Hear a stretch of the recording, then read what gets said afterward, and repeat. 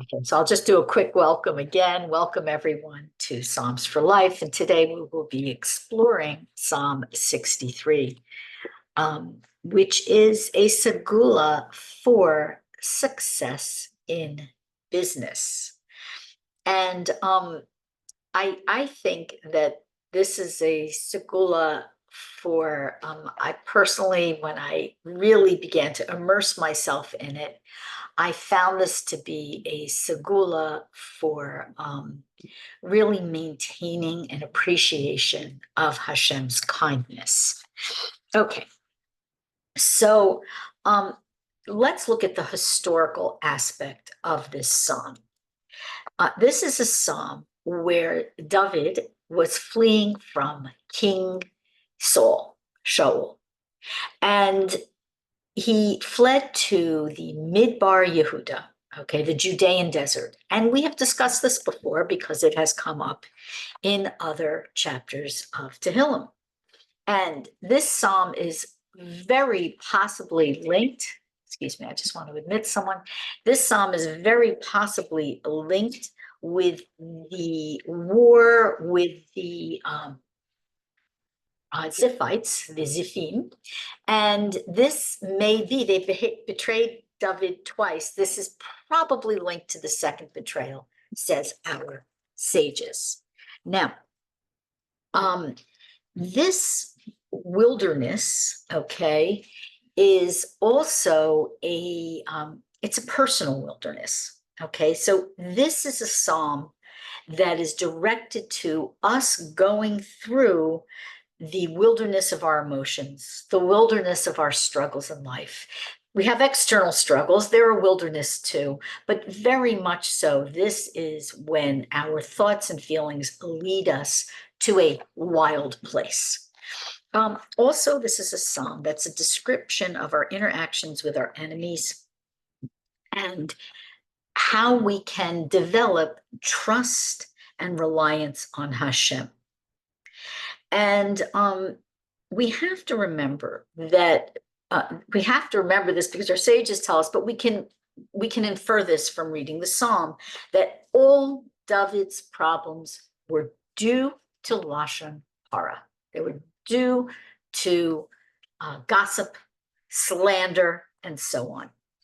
And this led to a destruction of Saul's faith in David. Okay. King Saul, what we have to remember about him was that he was prone to depression. He was a little bit paranoid to begin with. He was a tzaddik, but he didn't perfect himself. He didn't really work on himself and his Emunah and Bitachon. Because he came from such an illustrious family, it is said that he rested on his spiritual laurels, so to speak. And because of that, when he heard people saying, oh, this one saying, David intended this about you, and David intended that about you, and he's not really loyal, and you need to look at him, you think he's so great, just because he's your son-in-law, just because he's your son Yonasan's best friend, you can't really trust him. And in fact, he's betraying you. And this led almost to the destruction of the Davidic dynasty. Because, excuse me 1 second. I'm sorry, I'm having a class in here, if you don't mind. Thank you. Sorry, I don't think you realized. So this led to almost to the destruction of the Davidic dynasty. And it's really a tragedy. It's really a tragedy for King Saul. Because if he had recognized that David was anointed king, and if he had recognized that David was constantly going out of his way to avoid betraying him, okay, we wouldn't have these wars and these struggles. We also might not have these incredible chapters of Tehillim, which for us are mirrors for our own struggles. So it was b'sheret. Okay, so we'll begin. I'm not going to put the psalm up. So if you have your book of Psalms, you can take it out and read along with me.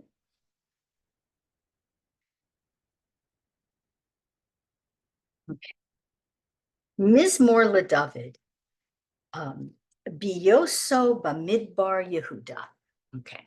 A song, a psalm of David when he was in the desert of Yehuda. Okay, again, this is the Judean Desert. And it is a very arid place, and it's a very salty place. It's where the Dead Sea is. And David was really worn out. He was exhausted. He was fleeing, and he was very, very thirsty. However, as we see in this psalm, his main focus wasn't on his great physical discomfort, which had to be extreme. His main focus was on his spiritual discomfort, because the fear and the running and the being pursued took him away a little bit from his Emunah and Bitachon on Hashem, his faith and trust in Hashem. Continue.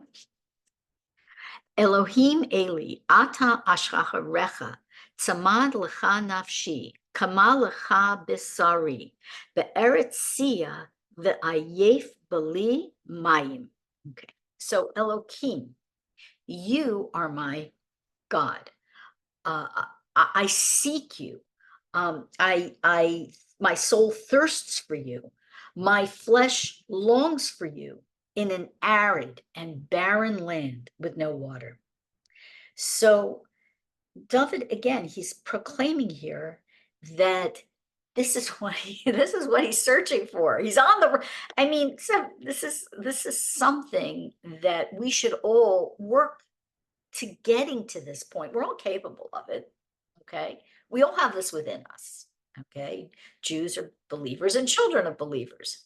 It's just that we get so sidetracked that we think our salvations are going to come from outside ourselves. And so sometimes we forget that the first address to turn to is Hashem. Why? Because he's the source of everything. So David is proclaiming here, Hashem is my only God, not strategies, plans, weapons, or soldiers even. Okay. He understands that if salvation is going to come, it's going to come from Hashem. Now, the Midrash says that this is a prediction for our times. Okay.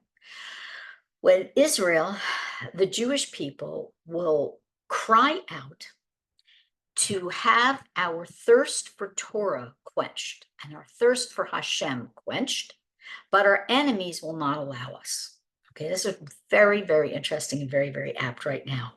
Why? Why won't our enemies allow us, as David says, my soul thirsts for you, Hashem. Okay, my flesh longs for you, Hashem. Okay, this is Hashem and his Torah. They're one and the same. Why won't our enemies allow us this? Because when we immerse ourselves in Emunah and Bitachon and Torah, this is what revives and strengthens us. We're in this world, and we're not in this world. We're not of this world in a way, because what nourishes a Jew is Hashem and his Torah. That's what really nourishes us. That's what quenches our thirst, okay, and satisfies our hunger. Now, the Midrash also translates this as I seek you early, not just I seek you, but I seek you early. And it says that David was saved because he sought Hashem early. And I couldn't find a good explanation, but let's figure out what it means. So one way to seek Hashem early is to wake up early in the morning, get up early, and make what? Hitbodedut right away. Some people do before they daven from a sitter, some people afterwards, but to get up early, to leap out of bed, and to seek Hashem, to put Hashem before us, to say, Hashem, I'm doing all these different things today, but I'm going to rely on you to help me get through the day, okay? The other way that we can seek Hashem early, and I think this is so key, and it's something that Rebbe Nachman teaches us again and again, is to seek Hashem early on in a situation. Don't wait until you have no choice. Okay, don't wait. Rebbe Nachman, he teaches, he says like this, he says, a person, God forbid, they should get ill. He said, they run to this doctor and they run to that doctor and they run to this, get this treatment, and they run to buy this best medicine, and they fly here. He doesn't say fly. He says they travel here and they travel there. And then they change their diet, and then they change their diet to the complete opposite. And then Only then do they turn to Hashem in prayer, when they've exhausted the actions, the material actions. Rebbe says, well, begin with Hashem. Start with Hashem. Start early. Okay. This applies to each of us in everything in life. In everything in life. You're going to do a new business venture? Daven. You're going to face a bureaucratic situation? Daven. You're going to go shopping and you need something on sale? Daven. What I mean by daven? It's take 1 minute, 10 minutes, whatever you can. Say, Hashem, this is my plan. I'm going to try to do it, but it's up to you to fulfill it and to make the outcome successful. It's so simple. You practice with, if you have a car, with parking spaces. Okay. If you don't have a car, you are relying on Ubers or public transportation, you can practice by saying, please, Hashem, let the bus come, let the Uber show up, and let it not be a lunatic driving. Let me find a parking space, and so on. And getting into this habit, this is what the Rebbe teaches us, getting into this habit to include Hashem in every minute of your day. Changes your whole day, changes every minute of your day. It enriches your day. When something goes right, you feel good about it. You know that you were relying on Hashem. And when something doesn't go the way you wanted or intended, you know that, okay, this is what the situation is right now. Hashem didn't fulfill it right now. And you won't get frustrated at this person or that person. Okay, you might a little bit because you're human and I'm human too. But you'll be instead a little more able to go with the flow. Okay. Now, I also want to talk, this is a long verse that we're going to go into a little bit, but we'll move quickly through some others. Sama, okay. This verse has sama, this word for thirst, and you might recognize it from another one of the Shabbos, Zmiros, people saying sama nafshi, which comes from a different Psalm, chapter 42. This sama is Gematria 136, which is the same thing, this thirst, as the three things we need to remove an evil decree, according to the Rosh Hashanah and Yom Kippur Machzor. Okay? Teshuvah, Tefillah, and Tzedakah, which have over them crowns in your machzor, in your prayer book for the high holidays. They have over them in crowns tzom, kol, and mammon, which means a tzom is a fast, okay? Kol is a voice, which means prayer, and mammon is money, which means tzedakah. So the instructions on getting out of a difficult situation, according to this verse, okay, is to slake your thirst for Hashem by turning to Hashem and fulfilling some variation of tzom, kol, and mammon. Okay, so prayer for sure we can do, money for sure we can give, fasting, okay, it depends on the person, but there is such a thing as, okay, today I'm not having dessert. Okay, you don't have to do that, but people do take these things on, okay, to get out of a difficult situation. Now, this whole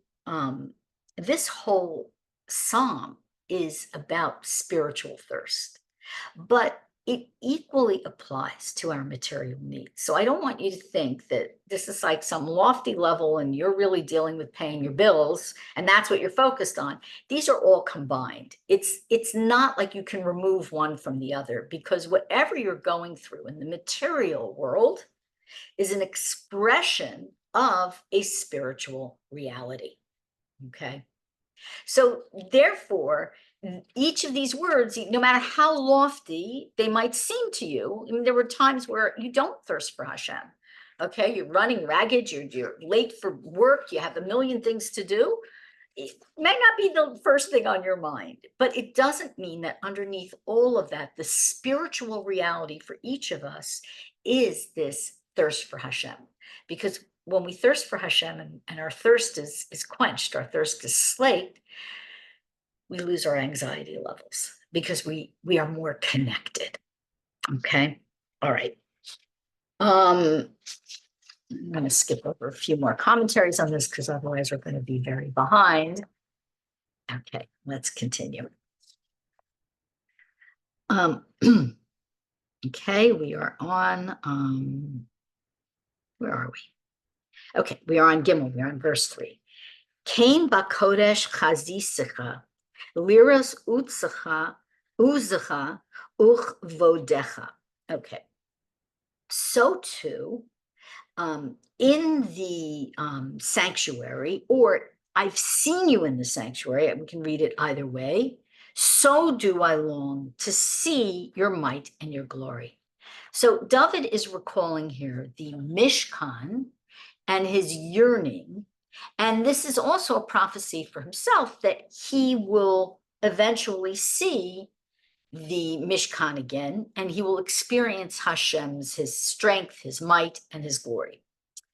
So it's very interesting. I thought there's so much on this verse, but I just chose one.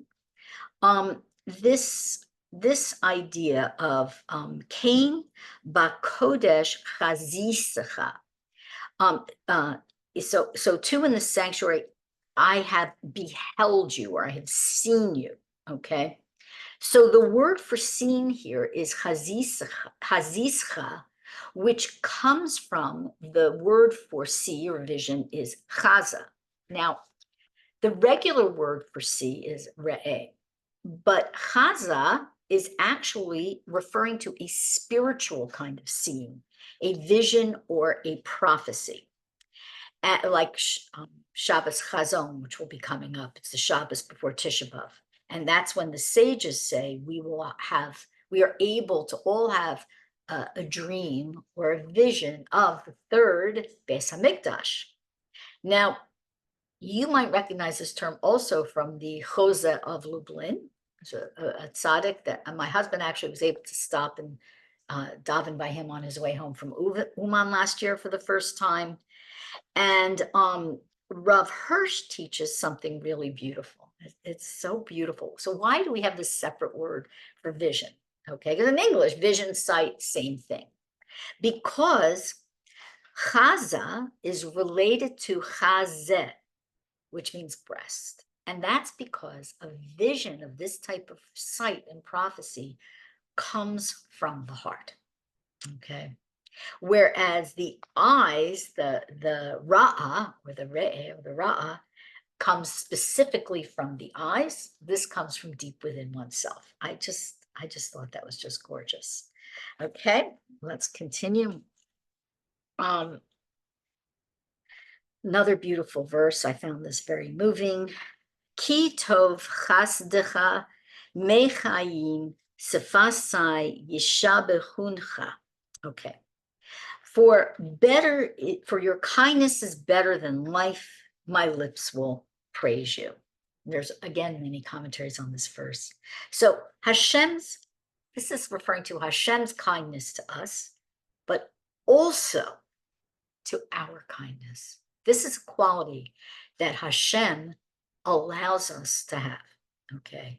Each of us has the ability to be a really kind person, okay? For all kinds of reasons. Sometimes it's trauma, it's upbringing, it's culture, it's whatever it is. People shut off that kindness switch, okay?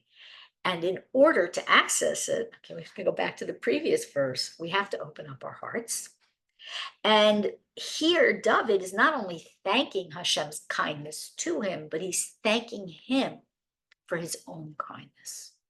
If you recall the scenes previously in other Tehillim that we went over, where David went out of his way to show his loyalty to King Saul, who was trying to kill him, okay? And he went out of his way to show Shaul he intended him no harm.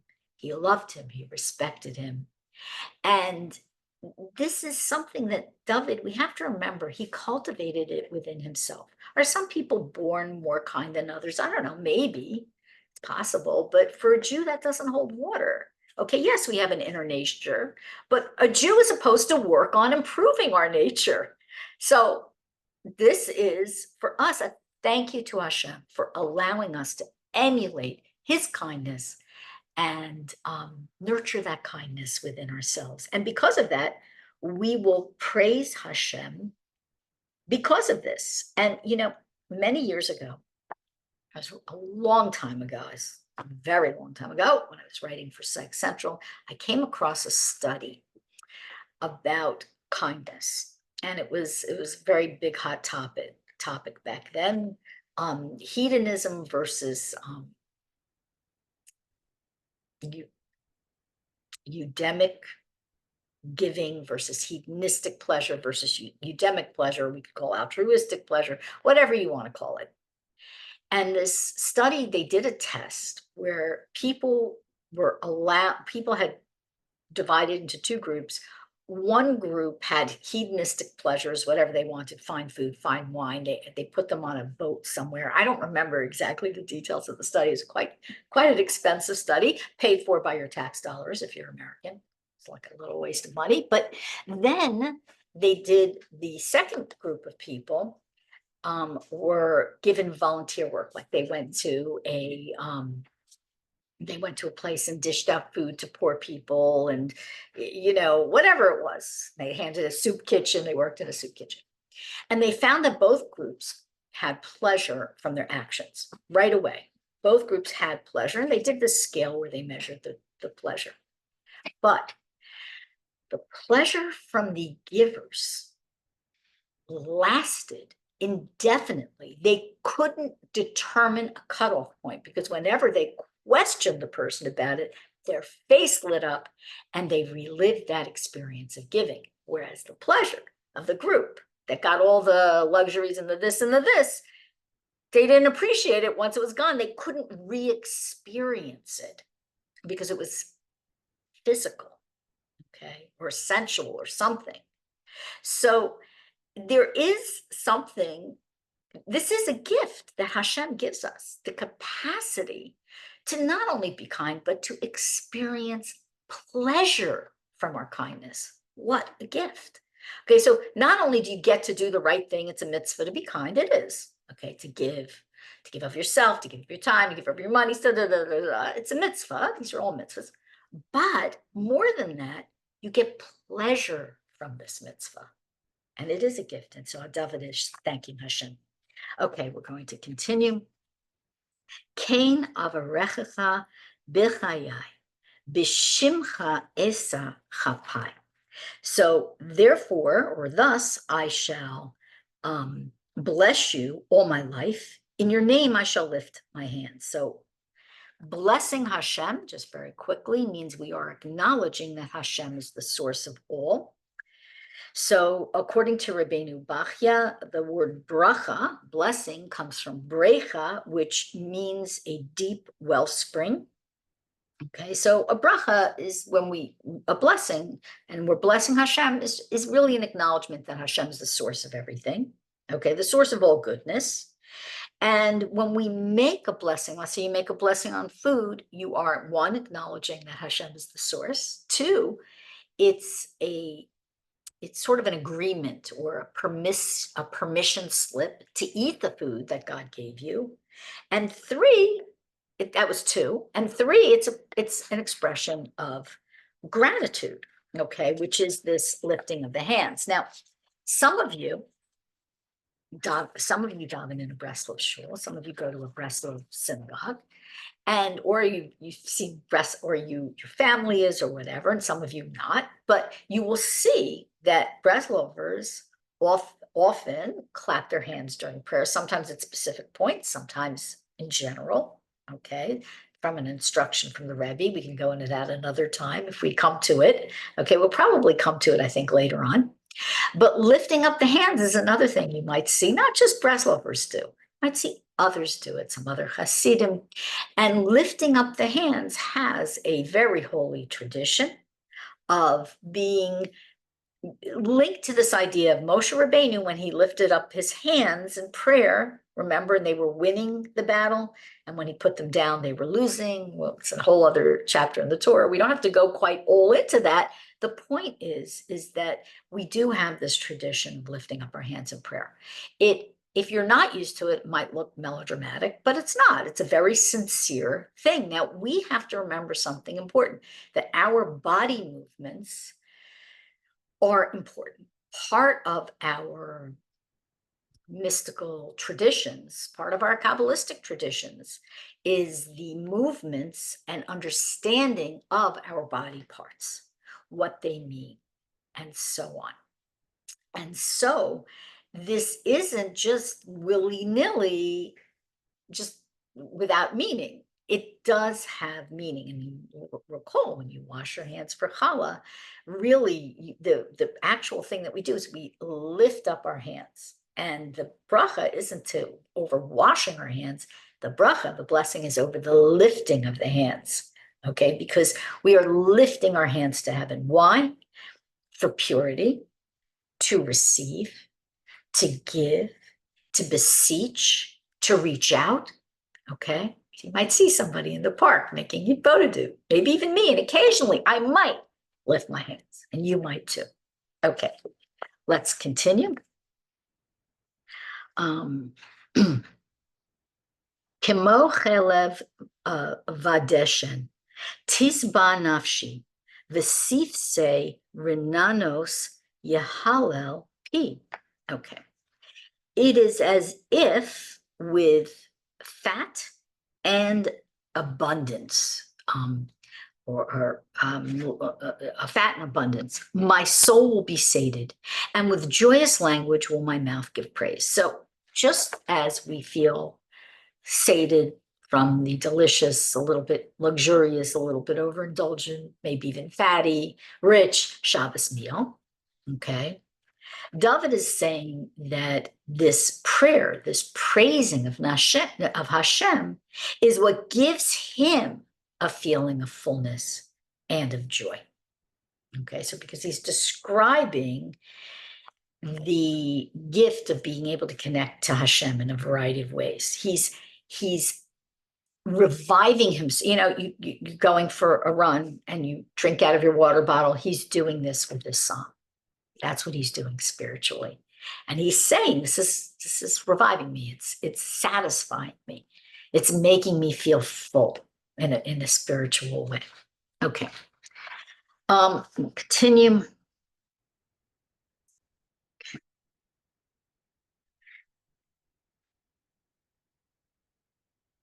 Okay. Oh, I'm sorry.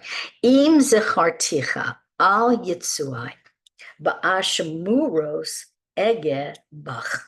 Okay. When I remember you on my couch, in the watches, I meditate about you. So this particular verse is very evocative for me personally, but let's just begin with some commentary.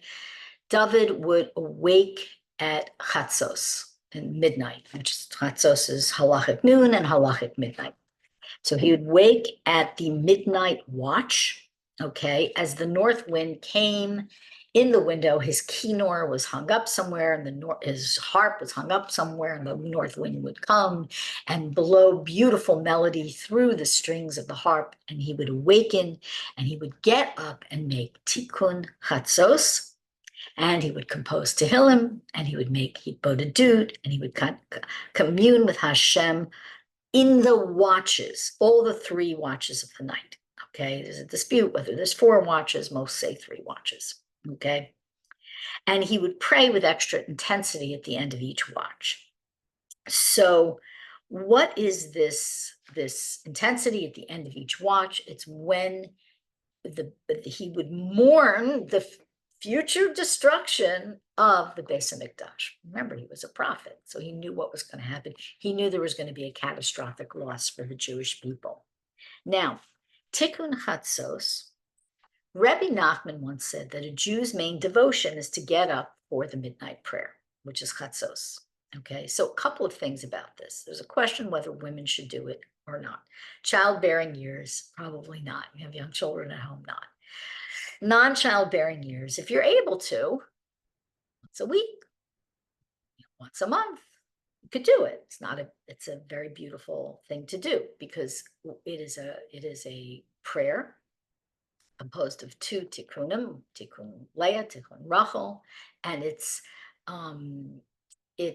a mourning of the Beis Hamikdash. And when we do this prayer, we are joining our own personal sorrows to the destruction that there's no dwelling place for the Shekhinah here on earth. The divine presence doesn't have a dwelling place here on earth because we don't have the third Beis Hamikdash yet. God willing, we'll have it very soon in our time. And so you can do this. It is in the most Breslov Sidurim. It's in all Breslov Sidurim. It's in many Nusach Sephard. Sephard is the Hasidic form. Okay, I'm sorry, Hasidic Siddur, excuse me.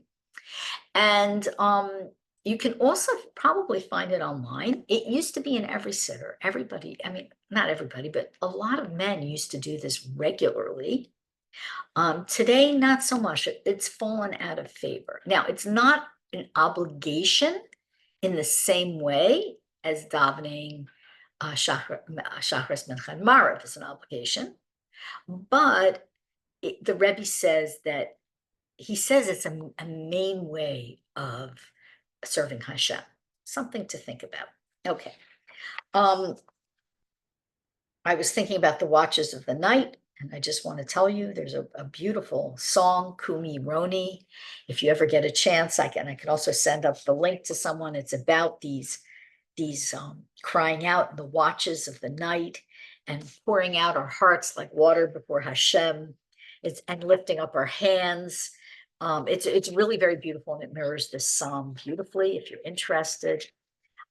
Also, I would like to say about this personally, about this verse, when I remember you on my couch and in the watches, I meditate about you. I think of Hitbodedut, obviously, because it's an obvious way. I happen to sometimes, if I can't get outside, which is I live in the city, it's not always so easy. I just lie on my couch and talk to Hashem. So I always think of it when I read this verse, but more than that, I'm always reminded, I'm going to share this with you, of a Wordsworth poem, I Wandered Lonely as a Cloud, which was about the daffodils and fluttering and blowing in the breeze, and how later on in the last verse of this beautiful poem, he describes lying on his couch in a pensive mood, and then he calls to mind the daffodils and how he just is so uplifted. Now, lahavdil, I would describe to you a type of Hitbodedut in which you are talking to Hashem. Maybe you're thinking and talking. It's not just straight talking. And you recalling previous times of connection. So one of the techniques, or many techniques, and maybe I'll teach a class on this at some point, I haven't done it in a few years, of how to enter into Hitbodedut, to this conversation with Hashem, which is so beneficial, is to recall a time of particular connection. For me, it is without a doubt, most of the time, a sunny day in Sofievka Park in Uman, Ukraine, where I had an hour and a half to myself, which I didn't usually have on those trips because we took a lot of women on those trips. And I just made them Hitbodedut, and all I could just do was thank Hashem for an hour and a half. I had no words except thank you, Hashem. And that immediately uplifts me. So, connecting to this idea of having this moment of lying down and allowing your thoughts to come to a place where you have a memory that uplifts you. All right, let's continue. Okay. Hi hayisa es rasali uvitzel kinafecha aranim. Okay. For you have been a help for me, and in the shadow of your wings I shall praise. So David is happy that Hashem gave him refuge in Eretz Yisrael, says the Alshich, rather than him having to flee to Arabia. Okay. He was still, even though it was the Judean Desert, he was still grateful that he was in the shadow of Hashem's wings, so to speak. There's more to that, but we'll stick with that. Okay. Let's see. Davaka nafshi acharecha bi tamacha yiminecha. My soul clings after you. Your right hand has supported me. So again, this is really the psalm of kindness. This is what this is. The right hand is, what is the right hand? Okay, the left hand is gevura, restraint and judgment. The right hand is kindness, giving. There's a custom, it's not a halacha, but there's a custom and has the weight of a halacha that when you give tzedakah, you give with your right hand. Even if you're left-handed, if you can sign your check, if you're giving a check, do it with your right hand. Putting it in a charity box, right hand. Giving somebody dollars, right hand. Okay. So it doesn't matter if you're left-handed or not. This is just the expression of chesed down into this world, into our bodies, is with the right hand. And we can see there's a lot of physicality in this psalm as David is speaking about a spiritual thirst, a spiritual hunger. He's bringing it, he's making it real for us. Okay, he mentions hands and lifting up the hands and the right arm and so on. Okay. Well, that's the right arm of Hashem. Okay. Vehema lashona yivakshu nafshi yavou bisach tios haaretz. But they seek my soul to destroy. That's what they seek. Okay. May they come into the depths of the earth. So we have dealt with David before. So, cursing his enemies. Okay. He's saying, this is what they deserve. So why do they deserve it? Because it isn't a legitimate complaint against him. Okay. There's no legitimate complaint against David. He was pure goodness. Okay. And he would have ruled earlier if he could have, he would have ruled as he did rule with such a love and compassion for the Jewish people and for the land. Okay, and for Hashem, first and foremost. Okay. However, they wanted to destroy him. They didn't just want to kill him. They wanted to destroy his nefesh. It's a little more than just killing here. We infer from this, they wanted to ruin his reputation. Okay, this is the danger. Again, from the beginning of this psalm, our sages tell us a lot about this psalm. It's really a condemnation of Lashon Hara. It's so, these people didn't even have a gripe against him. The gripe, that's why it was Motzi Shemra ruining his reputation. The gripe against him was they wanted to remain in power. That's their gripe. Okay, but even if you have a gripe, you still can't talk about it. Okay, we're still not supposed to talk about it, which is why we have to learn the laws. And the truth is, we have to learn them again and again. I try to learn them every year, and then I mess up, and I try again. In all honesty, it's not so easy. It's for some people, it's the biggest temptation is to talk bad about someone else. So this psalm is a condemnation of that. And it's very serious. And he says these people, for the Lashon Hara, not for shooting arrows at him or whatever, but for speaking bad about him to Saul, who he loved, okay? But for speaking bad about him, they should go down into the earth, okay? Yagiruhu al yedei charev minas shu'alim yivud, okay? May he be dragged by the sword, and they will be portions of the foxes. So they should be dragged to their deaths because they're by swords, because they're chasing me by swords, and they should be food for foxes. Okay, what does this mean? Or a portion for foxes. They won't have a proper burial. They don't deserve a proper burial. Okay, I won't even go into the intense teachings of all our sages on what happens to a Baal Lashon Hara, a master of gossip. Okay, but David is telling us he's a prophet. We have to remember that they don't deserve burial, a Jewish burial. They don't merit it. Okay. We know, as a matter of fact, that some of these people had a very difficult ending. All right, let's continue. The Hamelech Yismach Belohim, Yishalel Kol Hanishba Bo, Ki Yisacher Pi Dovere Shaker. Okay. And may the king rejoice with Elohim. Glorified will be everyone who swears by him, because then at that time, the mouth of those who speak sheker, of those who speak lies, will be stopped. So David is anointed king already, okay?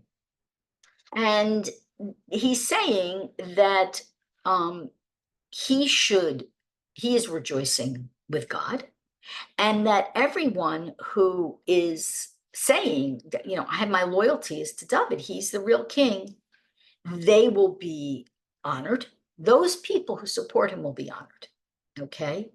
And the mouth of those who are lying against him will be stopped up, and they will be permanently stopped. Now, I mentioned a couple of times, I mentioned numerous times in class, but even once or twice in this particular class, that we have different ways of, I think I just said it actually once at the beginning, now that I'm remembering, different ways of reading the psalm. It's a historical document contemporaneous to what David was going through, or whoever else was writing the psalm. As we get further on, it was a spiritual document, but it's also a prophecy, and it's also an emotional document for us. It's also a prophecy, okay? And the prophecy here is that David is Mashiach. He's the root of Mashiach, and of course Mashiach is the faithful shepherd of the Jewish people. Therefore, he's our agent, our representative. And those who twist the truth about the Jewish people, about Israel, and so on, they will be permanently stopped with the coming of Mashiach in our time, God willing. It will be very, very soon. Okay, so I think we're going to stop here. I'm going to pause the recording or turn off the recording.